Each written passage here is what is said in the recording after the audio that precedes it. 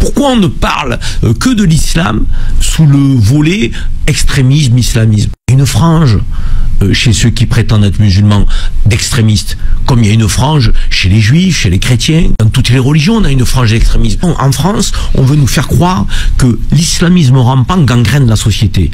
On a plus de 8 millions de musulmans.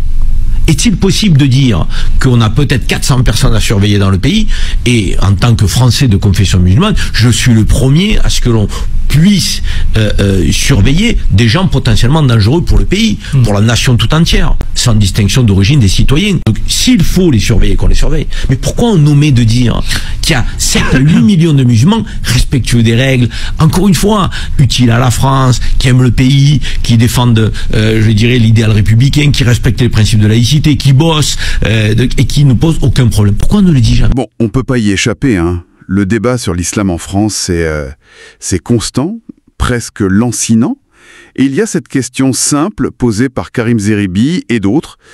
Pourquoi on en parle presque toujours par le petit bout de la lorgnette, celui de l'extrémisme, alors qu'on parle quand même de millions de citoyens qui, pour la plupart, vivent leur foi ou leur culture tranquillement? Oui, cette focalisation est assez frappante, c'est vrai. Mais est-ce qu'on est si sûr que c'est juste une obsession politico-médiatique créée de A à Z? Ou est-ce que cette fixation, même si elle est clairement instrumentalisée, elle ne touche pas aussi quelque chose de plus profond? Des angoisses, peut-être réelles, dans une partie de la société.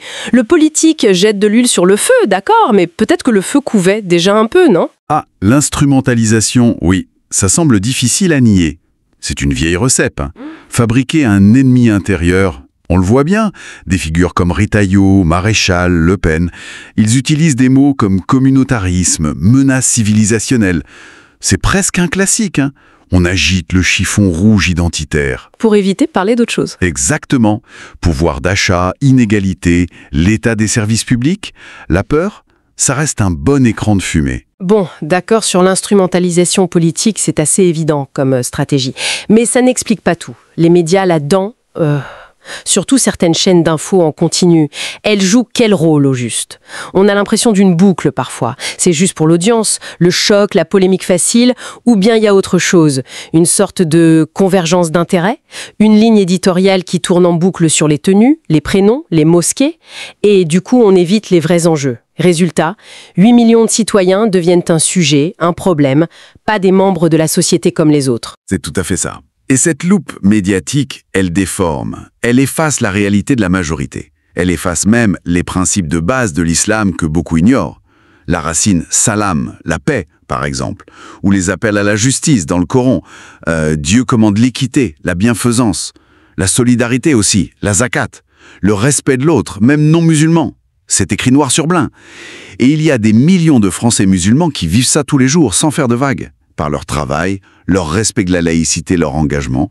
Mais comme le disait Ribi, ceux-là... On ne les montre jamais. Voilà, invisibles. Et la conséquence directe, c'est ce qu'il appelle la double injustice. C'est fort comme expression. Être citoyen en théorie, mais suspect en pratique. Tout le temps.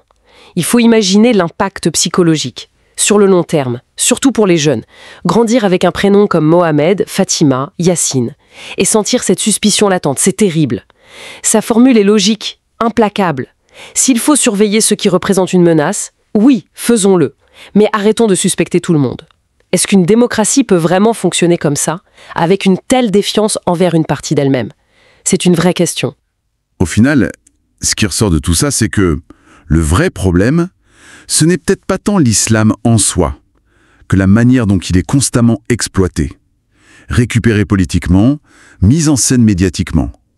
Et ça divise, ça détourne des vrais enjeux collectifs.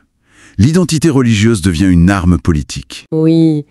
Et peut-être pour finir, une question un peu provocatrice. Et si le vrai courage aujourd'hui pour les politiques, comme pour chacun d'entre nous, c'était juste de choisir la lucidité, de refuser consciemment cette peur qu'on nous serre en boucle, de faire l'effort vraiment de voir la personne, le citoyen, le voisin, le collègue, avant l'étiquette qu'on essaye de lui coller sur le front.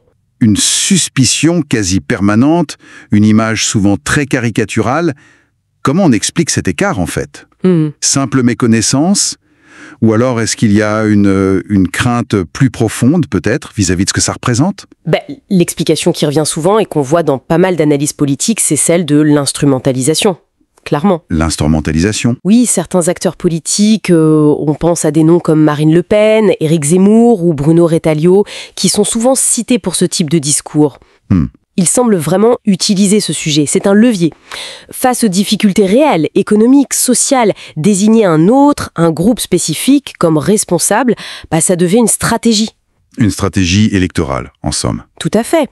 Une stratégie qui, en plus, est relayée, parfois même amplifiée par certains médias qui vont se focaliser sur ce qui clive, ce qui fait peur. On voit bien comment certains sujets montent juste avant des échéances électorales. Mais ça, c'est une analyse qu'on entend.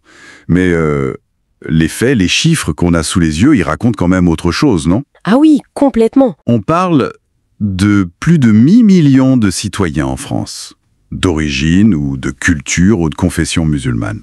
Ils sont partout.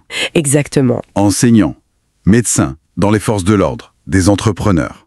Ils participent pleinement à la vie du pays, dans le respect des lois. Tout à fait. Ils servent la République. Alors, réduire toute cette diversité, toute cette réalité complexe à une simple question de sécurité, comme le font certains discours, ça paraît... C'est une simplification extrême. Voire malhonnête, oui. Ça ignore la complexité du réel. Voilà. Les études sociologiques le montrent bien. Les parcours d'intégration sont très majoritairement réussis. La participation citoyenne est forte, bien loin des clichés. Donc, pointer du doigt tout un groupe comme ça... ça revient à nier cette réalité. Et potentiellement, oui, à créer une fracture, à l'aggraver en tout cas. C'est une volonté de diviser, analysent certains auteurs, une stratégie de la tension. Et c'est peut-être là, justement, le cœur du paradoxe. Une société qui, d'un côté, défend des principes universels, égalité, fraternité. Oui. Et qui, de l'autre, peine visiblement à intégrer, à accepter pleinement une partie d'elle-même.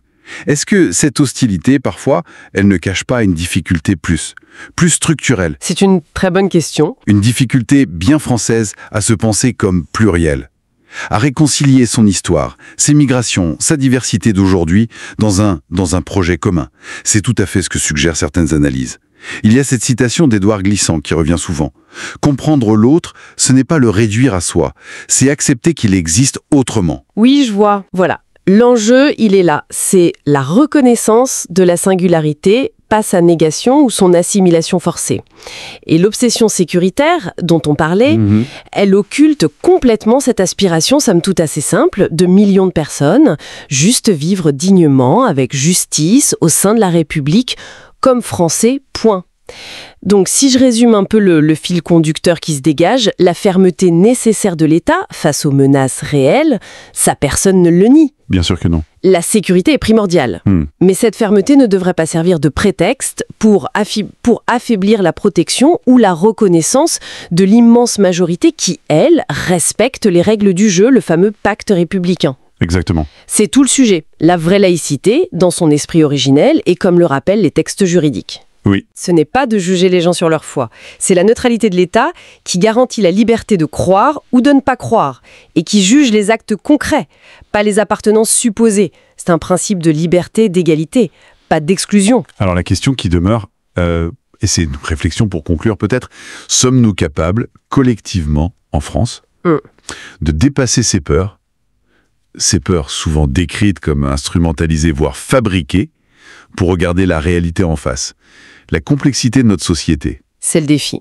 Et surtout, est-ce qu'on est prêt à construire sur ce qui nous unit, plutôt que toujours revenir sur ce qui pourrait nous diviser? Ce défi de la lucidité face à l'obsession, c'est sans doute un enjeu majeur pour notre cohésion nationale. Absolument essentiel.